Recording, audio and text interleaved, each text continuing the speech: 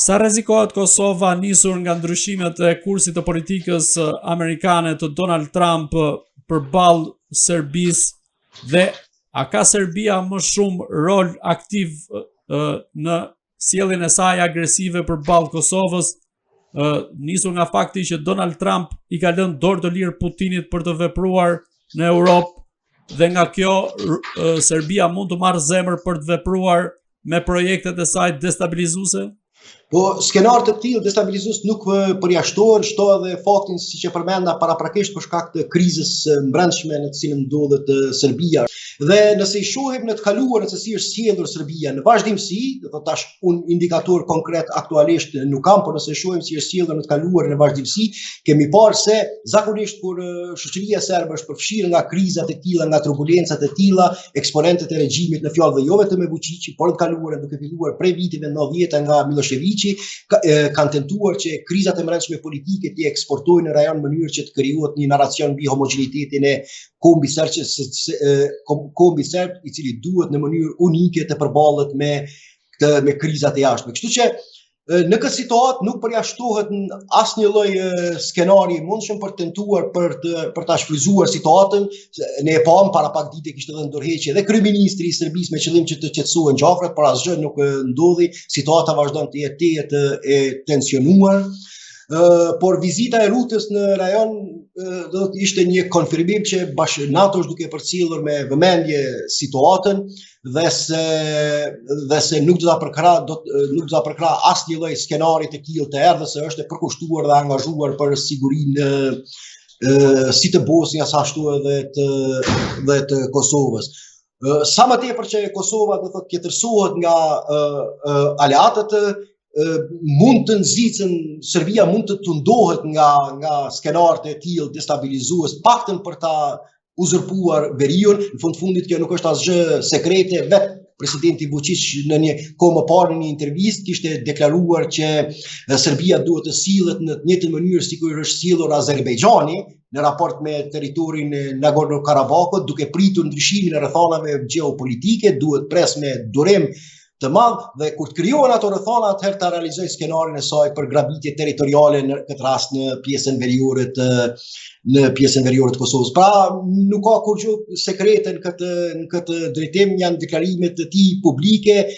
që ka bërë qartë se ai si model e ka mënyrën se si Azerbajxhani zgjidhi tensionin me Nagorno-Karabakun për shkak të Armenisë. Kur Rusia në mas madhe u fokusua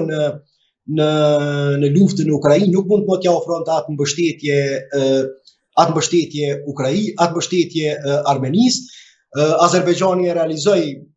skenarin e tij dhe në të njëjtën mënyrë ky pretendon që Serbia duhet sillet, sepse eventualisht do një tërheqje amerikane sidomos nga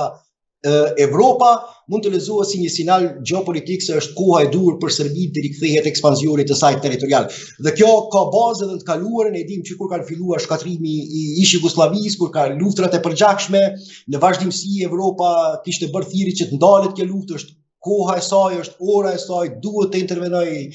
duhet të marrë masa për ta penguar një gjakderdhje, por asgjë në fund nuk ishte ndodhur pa intervenimin e drejt për drejt amerikan. Por Departamenti i Mbrojtjes së SBA deri më tani ka deklaruar që nuk ka plane për largim të ushtarëve amerikanë nga Kosova, para pak dite mbase për ta dërguar një sinjal që ata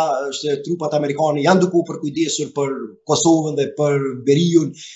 postoi një video ku shihen trupat amerikane ekskluzivisht në pjesën veriore duke patrulluar kufirin me Serbinë. Kështu që në këtë situatë rreziku ekziston, mirë po nuk besoj që Serbia do të ketë guximin, do thotë paraprakisht të ndërmarrë ndonjë aventurë të tillë ku do ta vendoste në konfrontim me bashkësinë ndërkombëtare edhe një herë. Shefi i NATO-s Mark Rutte, i cili vizitoi Kosovën, deklaroi se KFOR-i është i gatshëm për të përballur me çfarëdo lloj zhvillimi që mund të ndodhë në Kosovë. Ju si mendoni, çfarë po paralajmëron Rutte në këtë rast, apo thjesht po tregon gatishmërinë e NATO-s si në Kosovë ashtu edhe në Bosnjë Hercegovinë? Situata është fragjile, situata është fragjile edhe në Bosnjë. Kemi parë mirë, por nuk besoj që tash, ndëgjoj, Milorad Dodiku nuk i ka kapacitetet çfarë poezomi ka pasur Radovan Karadziçi, Mladiçi, ishte elita ushtarake dhe policore, ishte elita ushtarake dhe politike e serbëve të Bosnjës. Një presion i madh ndërkombëtar në fund do ta detyroi atë që të largohet janë para pas skenar që ai mund të strohet në Hungari te aleati i tij Viktor Urban për të ikur arrestimit. Njëjtën gjë mund të themi edhe në Kosovë, pra është paralajmërim që nuk do të tolerohet asnjë lloj destabilizimi, gjë që më herët e kishte bërë ish sekretari i punëve të jashtme të Britanisë gjatë vizitës në Kosovë, kur kishte thënë se nëse një herë ndodhin sulme sikur ai në Banjë, atëherë ushtarët britanik kanë obligim që të luftojnë për ta mbrojtur integritetin territorial të Kosovës. Si mendoni, çfarë duhet të bëjnë dy kryeministrat, qoftë Edi Rama, po ashtu edhe Albin Kurti, për të rritur nivelin e sigurisë në vendet e respektive, teksa përballë ka një fqinjë që duket gjithmonë më agresiv siç është Serbia? E para e punës, uroj që këta dy kryeministra ta fillojnë një komunikim normal politik. Në është fatkeqësinë që në këtë situatë sot ne dy shtetet, nuk them që nuk ekziston komunikimi në nivel horizontal, por praktikisht komunikimi i dy shefave të qeverive thuaj se është ndoshta në prapaskenat janë takuar, por po flas në kuptimin publik të fjalës, nuk kemi pasur asnjë takim të tillë, po mos harrojmë Shqipëria është një faktor si një vend antar i NATO-s, është një faktor i rëndësishëm që kontribon në sigurinë e Kosovës nëpërmjet trupave të saj në komandën e KFOR-it, ajo ka ushtarët e saj në Republikën e Kosovës. Dhe ajo që i duhet veçanërisht Kosovës, këtu do të rekomandoja qeverisë Kosovës që me të madhe të punojë të krijojë lidhje sa më të afërta me administratën e re amerikane. Kjo në fundit nuk është këshilla ime, është këshilla e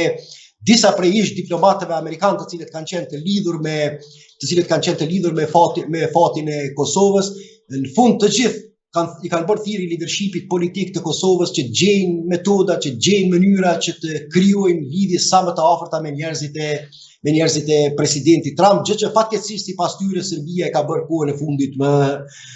fundit më shumë. Në këtë drejtim Kosova nuk duhet ta humb hapin dhe ritmin, sepse po e shohim një administratë që është shumë e interesuar sa i përket lidhjeve transaksionale, bilaterale me shtete, sesa komunikimit nëpërmjet mekanizmave multilateral. Këtu do ta përmendja vetëm një shembull, përfaqësuesja për politikë të jashtme të Bashkimit Evropian, zonja Kaja Kallas, e cila është edhe përgjegjëse për dialogun Kosovë-Serbi me qëllim të normalizimit të marrëdhënieve ndërmjet dy vendeve, ka tentuar që dy herë të takohet me homologun e saj amerikan Marco Rubio, edhe pse ishte aranjuar takimet, në fund ishin anuluar me arsyetimin se Rubio nuk ishte gjetur kohë të mjaftueshme. Pra, po e shohim një çështje shpërfillëse, thuajse të plot ndaj njerëzve të administratës së re amerikane ndaj institucioneve multilaterale, por intensifikim të komunikimeve politike, diplomatike me lider të veçantë të BE-s